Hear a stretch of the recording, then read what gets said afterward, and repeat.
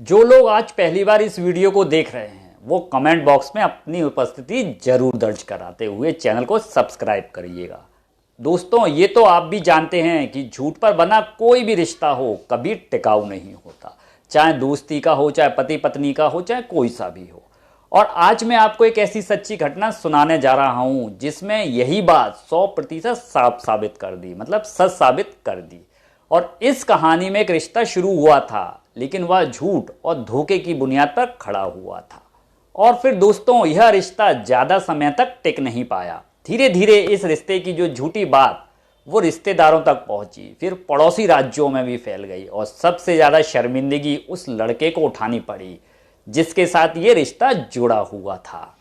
तो नमस्कार मेरे दोस्तों, स्वागत है आपका आपके अपने YouTube चैनल आपकी जिज्ञासा में, और मैं हूं स्वतंत्र। दोस्तों, यह घटना उत्तर प्रदेश के हरदोई जिले की है, जहां की रहने वाली एक लड़की जिसका नाम रूपाली होता है, वो 12 जुलाई 2022 की सुबह थाने गई और SHO से मिलते ही उसने कहा, साहब मेरी बहुत बड़ी समस्या है, आप प्लीज सुनिए उसको।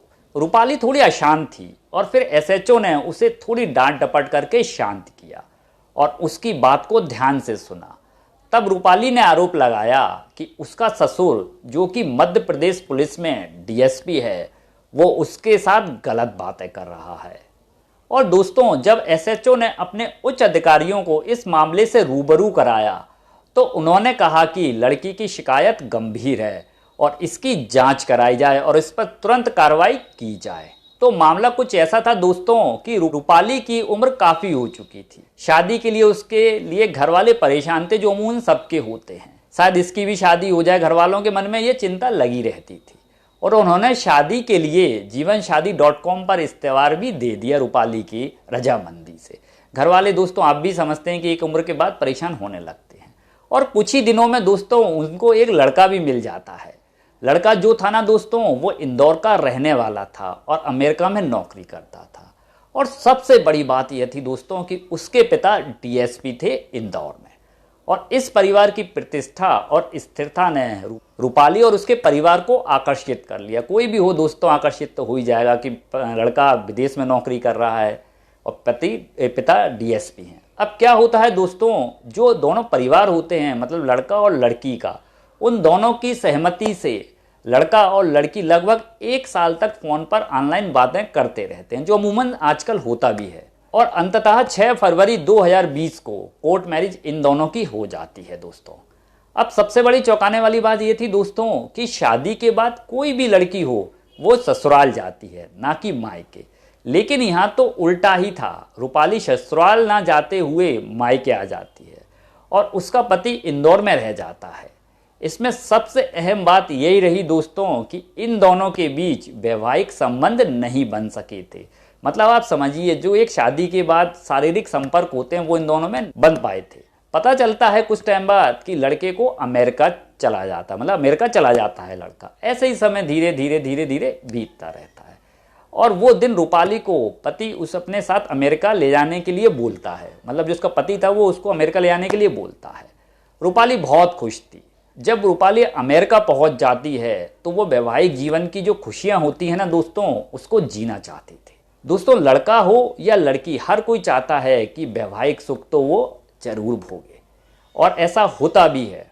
धीरे धीरे समय बीतता गया दोस्तों, और रूपाली का जो पति होता है वो कभी कोई बहाना बनाए, कभी कोई बहाना बनाए। रूपाली सोच में पड़ गई कि आखिर बात क्या है। एक दिन क्या होता है कि रूपाली का जो पति होता है वो रूपाली को सच बता देता है, मैं नपुंसक हूं। ये बात सुनकर रूपाली के पैरों तले जमीन खिसक जाती। फिर भी उसने कहा, कोई बात नहीं, मैं हूं आपके साथ, आप चिंता मत करो, हम डॉक्टर से इलाज कराएंगे, सब कुछ अच्छा हो जाएगा। जो कि एक पति हो चाहे पत्नी, उसने वही परिचय दिया समझदारी का दुख के टाइम पे। रूपाली के पति ने कहा, ये प्रॉब्लम मुझे बचपन से चली आ रही है। अब क्या होता है दोस्तों, जो रूपाली का पति होता है ना, वो रूपाली को अब तंग करना शुरू कर देता है। मतलब धीरे धीरे दोनों के बीच लड़ाई झगड़े मारपीट होना शुरू हो जाती है। रूपाली अब तंग आ चुकी थी कि मेरी गलती नहीं है, फिर भी मुझे ये मार रहे हैं, लेकिन वो फिर भी एडजस्ट करती रहे। और एक दिन क्या होता है कि रूपाली हिम्मत करके अपनी माँ से अपनी आपबीती बता देती है और बोलती है कि मेरा पति बेवजह मुझे मारपीट करता है उसकी माँ ने पूछा, आखिर झगड़े की बेटा वजह क्या है।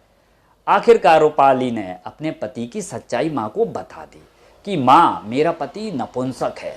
इसके बाद उनके माता पिता ने उसे हरदोई बुलाया कि बेटा तू हरदोई आ जा अमेरिका से, और वहीं से सीधे वो इंदौर चले जाते हैं, जहां पहुंचकर रूपाली के ससुर से मिलते हैं, जो कि दोस्तों मिलना भी बनता था कि जो बात थी वो घर वाले मिलकर ही सुलझा सकते थे। रूपाली के माता पिता ने सोचा शायद ससुर कुछ अच्छा निर्णय लेंगे, मतलब बीच में डल के पिताजी उसका अच्छा निर्णय लेंगे, लेकिन हुआ इसके विपरीत दोस्तों। ससुर ने जो बोला वो बात सुनकर आपके होश उड़ जाएंगे। डीएसपी ससुर ने बोला कि आखिर बात क्या है, तुम दोनों के बीच झगड़े क्यों होते हैं। तब रूपाली ने शुरू से आखिरी तक की सारी बातें बताई। तब ससुर ने कहा, बस यही बात है ना, तो घबराने की कोई बात नहीं है बेटा। जो शारीरिक सुख मेरा बेटा तुमको नहीं दे पा रहा है, वो शारीरिक सुख मैं तुमको दूंगा। ये बात सुनकर रूपाली के पैरों तले जमीन खिसक गई और उसके घर वालों के भी। एक पिता का ऐसा गैर जिम्मेदारा बयान सुनकर उसके लिए शर्मनाक बात थी कि मतलब आप सोचिए ये कैसे बोल सकता है एक ससुर अपने बेटे की बहू से। उसके बाद रूपाली और उसके माँ पापा को धक्के मार के बाहर निकाल दिया जाता है दोस्त, और उसके बाद रूपाली और उसके माता पिता हरदोई आते हैं और थाना पहुंचकर मुकदमा दर्ज करा देते हैं। थाने में जो उच्च अधिकारी होते हैं वो मामला दर्ज कर लेते हैं, बोलते हैं कि एकदम निष्पक्ष जांच होगी और दोषियों के खिलाफ सख्त कार्रवाई भी की जाएगी। और दोस्तों 5 लोगों के खिलाफ मुकदमा दर्ज कर लिया जाता है। अभी तो फिलहाल दोस्तों जांच जारी है, लड़का वास्तव में नपुंसक है या नहीं, और डीएसपी ने जो बातें कही थी वे सही हैं या गलत, ये तो जांच पूरी होने के बाद ही पता पड़ पाएगा दोस्तों। इस कहानी से यह भी पता चलता है कि इंटरनेट और ऑनलाइन साइटों पर रिश्ते जल्दी बन तो जाते हैं, लेकिन अक्सर झूठ और छल के कारण टिकते बिल्कुल भी नहीं है दोस्तों। यह कहानी सुनाने का मेरा उद्देश्य दोस्तों आपको डराना कतई नहीं है, बल्कि सचेत करना है कि आप अपने आसपास में जो भी घटनाएं हो रही हैं उनके प्रति सतर्क रहें। मैं अपनी राय दूं तो दोस्तों, अगर ये बात सच है तो इसमें सबसे बड़ी गलती लड़के के पिता की थी और लड़के की भी थी। इन दोनों को पता था कि मेरे बेटे में क्या प्रॉब्लम है, लड़के खुद को पता था कि मेरे में क्या प्रॉब्लम है, तो उनको कोई हक नहीं था कि वो किसी और थर्ड इंसान की लाइफ बर्बाद करें। और उसके पिता को भी ये बात बोलनी चाहिए थी, जो कि उन्होंने नहीं बोला। कुल मिलाकर इसमें सिर्फ उन लोगों की बदनामी हुई दोस्तों, और कुछ भी नहीं हुआ। आपको क्या लगता है, अपनी राय कमेंट बॉक्स में जरूर बताएं। तो मिलते हैं किसी और नई और सच्ची घटना के साथ, तब तक के लिए आप मुझे आज्ञा दीजिए दोस्तों। धन्यवाद।